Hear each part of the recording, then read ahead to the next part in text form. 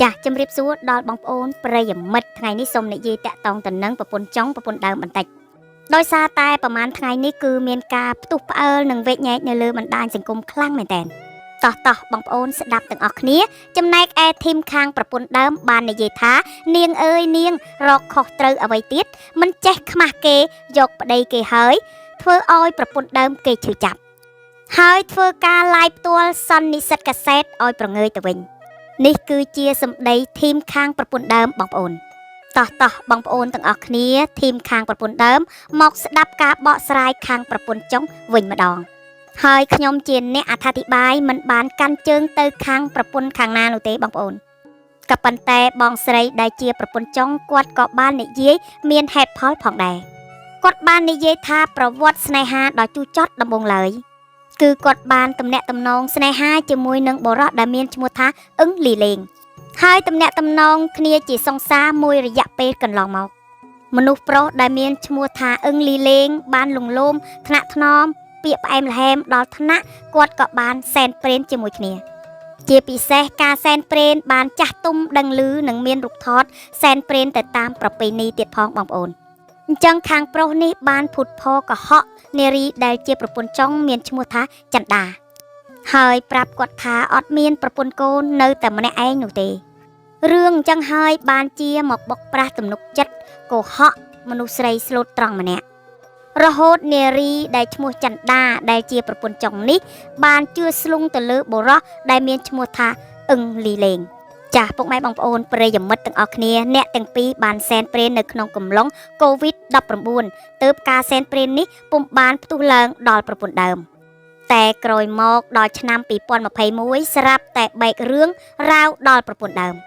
នៅពេលដែលគាត់ដឹងថាប្តីដែលគាត់រស់នៅជាមួយគ្នាសប្តាហ៍ថ្ងៃជាប្តីរបស់គេនោះគាត់ក៏បានសំបែកលែងលះក៏ប៉ុន្តែខាងប្តីគេអត់ព្រមនោះទេនៅពេលដែលប្រពន្ធដើមបានដឹងហើយក៏បានហៅគាត់ទៅជួបទៀតហើយក៏បានផ្តិតមេដៃលាយលាក់ចាសធ្វើលិខិតស្នាមដើម្បីឲ្យគាត់មានការព្រមព្រៀងនិងផ្ដាច់ទំនាក់ទំនងជាមួយទៅនឹងប្តីគេចំណែកឯប្រពន្ធចុងជាមួយទៅនឹងប្រពន្ធដើមក៏បានធ្វើកិច្ចសន្យាគ្នាហើយក៏បញ្ចប់ត្រឹមនឹងមកកន្លងមកគាត់ក៏ពុំមានទំនាក់ទំនងអ្វីនឹងគ្នានោះទេមកដល់ដែលថ្ងៃកើតហេតុគាត់ក៏បានទៅមើលម្ដាយមីងនៅឯមន្ទីរពេទ្យហើយក៏ឆ្លៀតបានមកញ៉ាំអីត្រឡប់មកវិញបានឆ្លងកាត់ទៅតាមផ្លូវនឹង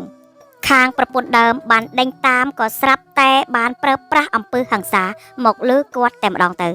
អញ្ចឹងហើយបានជានារីប្រពន្ធចុងបានស្នើសុំឲ្យក្រសួងកិច្ចការនារីក៏ដូចជាលោកឯកឧត្តមជួននរិនជួយរកយុត្តិធម៌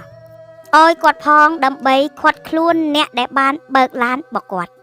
ចាស់ពុកម៉ែបងប្អូនប្រិយមិត្តបុរសម្នាក់ដែលមានឈ្មោះថាលៀបចត្រាបានបើកឡានបំបុកធ្វើប៉ុនប៉ងសម្រាប់គាត់ហើយគាត់ធ្វើការឡាយធ្វើសន្និសីទកាសែតនេះដោយសារតែអតីតប្តីបានសុំអង្វរឲ្យដកពាក្យបណ្ដឹងរបស់ប្រពន្ធគាត់វិញហើយក៏បាននិយាយអង្វរគាត់ថាឲ្យឈប់ទៅប្តឹងទៅដកពាក្យបណ្ដឹងវិញទៅអញ្ចឹងបើម្ដាយមានបញ្ហាអ្នកណានៅជាមួយកូនហើយប្តីរបស់គាត់ប្រហែលជាដឹងខ្លួនខុសហើយបងប្អូនកើតរឿងធំប៉ុណ្ណឹងបើមិនដឹងទៀតមិនមែនជាមនុស្សប្រុសនោះទេជាពិសេសបានបង្កឲ្យមានមនុស្សស្រីឈឺចាប់ទាំងពីរមិនថាជាប្រពន្ធដើមឬក៏ជាប្រពន្ធចុងនោះទេសុទ្ធតែជារឿងឈឺចាប់ដូចគ្នាប្រពន្ធដើមឈឺចាប់ដោយសារតែប្តីរបស់ខ្លួនមានអ្នកថ្មីប្រពន្ធចុងឈឺចាប់ដោយសារតែប្តីរបស់គេមកបោកប្រាស់ថាខ្លួននៅលីវដែលបានធ្វើឲ្យខូចខាតអនាគតនិងជាប់ឈ្មោះស្រីយកប្តីគេហើយរឿងនេះបានកើតឡើងសិតតែជាប្តីដែលបានបង្កឡើងទៅជារឿងធំបែបនេះទោះប្រពន្ធចុងមិនព្រមយកក៏គាត់អាចទៅមានអ្នកផ្សេងបន្តទៀតដែរ